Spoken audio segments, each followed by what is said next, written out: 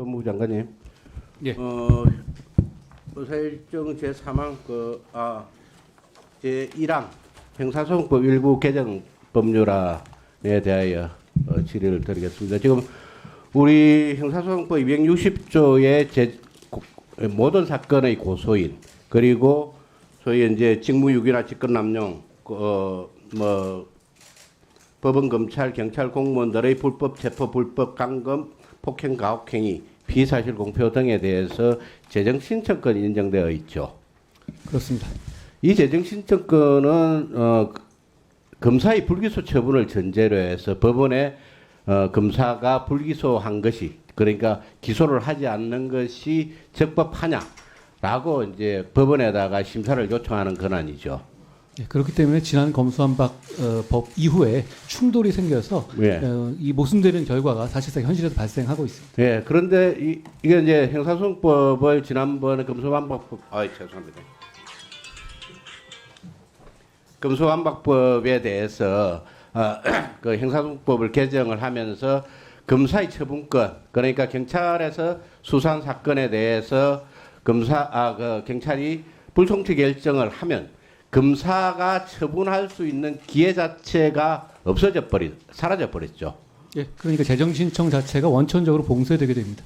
예, 그런 의미가 있어서 제가 이제 이 개정안을 제출을 했는데, 기본적으로 재정 신청권을 가진 고발인은 공소시효 30일 이전에는 최소한 그 고발인에 대해서만이라도 이 신청권을 인정을 해줘야 법률 전문가인 검사가 경찰의 현재의 수사 사항 또는 경찰의 불송치 결정의 당부를 검사가 최소한 검토라도 할 수 있고, 시간이 남다면 보완 수사라도 좀 할 수 있는 그런 기회를 갖기 위해서 이 법안을 지금 제출을 했는데, 거기에 대해서 장관님의 생각은 어떠신가요? 말씀한 취지에 적극 공감합니다만, 기본적으로 검수완박법이 가진 기본적인 문제입니다. 이게 근데 이 말씀하신 의원님께서 제출하신 이 안대로라면 분명히 지금보다는 억울한 사람이 줄어들 것이라고 저는 생각합니다. 그렇지만 검수완박법상 기본적으로 다른 모든 고발인에 대해서 이 신청을 폐지했거든요. 아무런 이유 설명도 없이요. 그 부분에 대해서 또 집중해서 같이 논의해 주셔야 될 문제라고 생각합니다. 그러니까 말씀하신 것 때문에 더 그 모순이 커지는데, 이렇게 되면은 30일까지 경찰이 불송치를 안 한 경우에는 재정 신청을 받을 수 있고, 그렇지만 경찰이 처분한 경우에는 오히려 재정 신청권을 고발인은 그 기회를 누리지 못하는 상황이 되거든요. 여기에 대한 논리적 이유가 전혀 없기 때문에 그 부분도 같이 검토해 주셔야 한다고 생각합니다. 예, 그 부분에 관해서는 이제 전체 고발인에게도 이 신청권을 인정해야 된다는 우리당 김혜지 의원의 그 개정 법률안이 제출이 되어 있습니다. 그런데 이제 제가 발의한 이 개정안까지 합쳐서 법안심사 1소위에서 이제 논의를 해서 과연 어떤 방향으로 가는 것이 적정한가라는 부분에 대해서 심도 있는 논의가 필요하다고 생각을 합니다. 그리고 이 건과는 관계없이 지금 우리 검찰청법 제10조에는 검사의 불기소 처분에 대해서 항고할 수 있는 기간이 30일로 제한이 되어 있죠. 법상 그렇습니다. 예, 그런데 지금 현재의 형사소송법에 따르면 고소인, 지금은 이제 이신청권이 고소인한테만 인정이 되니까 고소인의 이신청권을 언제까지 행사해야 된다는 그런 기한 제한이 없다는 것도 알고 계시죠? 없습니다. 그렇기 때문에 소위 고소인 그 피고소인의 경우에는 그 사건 수사에 있어서 피고소 사건에 있어서의 불안정한 지위가 무한정 계속된다는 것도 알고 계신가요? 예.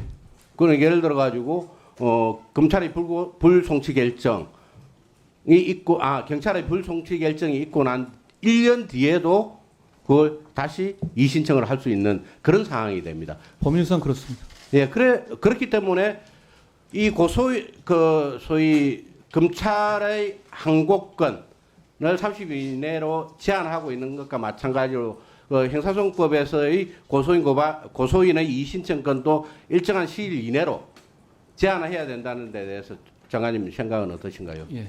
지금 의원님 말씀하신 것처럼 저는 이 검수완박법 자체가 깊이 생각하거나 전문가가 만들지 않은 법이라고 생각합니다. 그렇기 때문에 이런 식의 루프홀이 굉장히 많습니다. 말씀하신 것처럼 이 부분도 말씀하신 것처럼 보완해야 할 부분 중 하나라고 생각합니다. 예, 마치겠습니다. 조금 전에 그 형사소송법 개정안, 특히 이제 고발인의 이의신청권과 관련한 우리 박범계 의원님께서 이 고발인의 이의신청권을 부활할 것인지 여부에 대해서 정면으로 이렇게 논의를 해봐야 된다라고 하시는 말씀에 대하여 저는 전적으로 동의를 합니다. 법무부 장관께서 말씀하신 것처럼 고발인의 재정신청권이 이의신청권이 왜 사라졌는지 모르겠다라고 말씀을 하셨는데 저 역시 이게 왜 사라졌는지 모르겠다라는 생각을 하지만 내심으로는 왜 사라졌는지 알고 있습니다. 뭐 다들 민주당 의원님들께서 말씀을 못 하실 뿐이죠.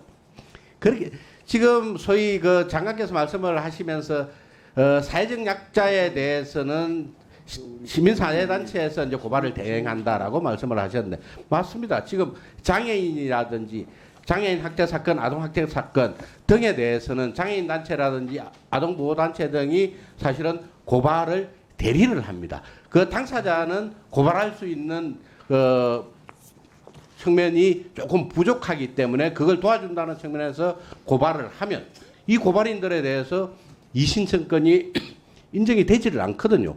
그렇기 때문에 왜 이런 고발인들에게서마저 이의신청권을 박탈하느냐라는 부분에 대해서 국민들한테 물어본다면 어느 국민들이 동의를 하겠습니까? 그렇기 때문에 고발인의 이의신청권을 다시 되살려야 한다고 저 역시 생각합니다. 그런데 제가 아까 말씀드리지 못했던 소위 고발인의 이의신청권을 사라지게 한 민주당의 의도를 알고 있기 때문에 그렇다면 최소한이라도 재정신청권을 가진 그런 고발인들에 대해서 처분 30일, 공소시효 30일 이전에라도 법률 전문가인 검찰이 그 수사 기록을 들여다볼 수 있는 기회를 갖도록 하자라는 취지로 이런 정말 어쩔 수 없이 이런 법률안을 반쪽짜리 법률안을 제출할 수밖에 없었습니다. 그리고 수사기관의 처분권을 이 개정안이 수사기관의 처분권을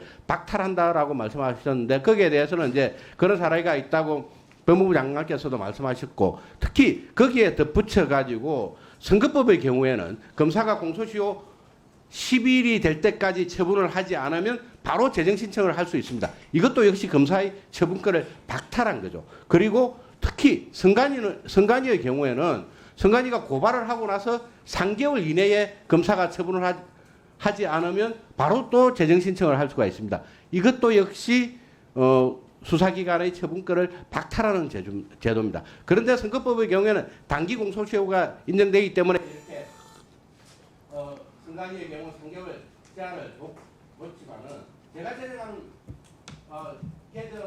저희 개정안은 최소한 공소시효 30일 이전에는 법률 전문가로 하여금 수사 기록을 검토할 수 있는 기회를 줘야 된다는 취지로서 개정안을 제출했다고 말씀을 드리면서 거기에 대해서 우리 장관님 간단하게 하세요. 말씀드린 것처럼 아주 극단적인 경우이긴 하지만 이렇게 공소시효 30일 남긴 사람이 이 정도도 못하게 하는 거는 국민들이 너무 억울하지 않겠습니까? 그 점 풀어주는 법안이라고 생각합니다.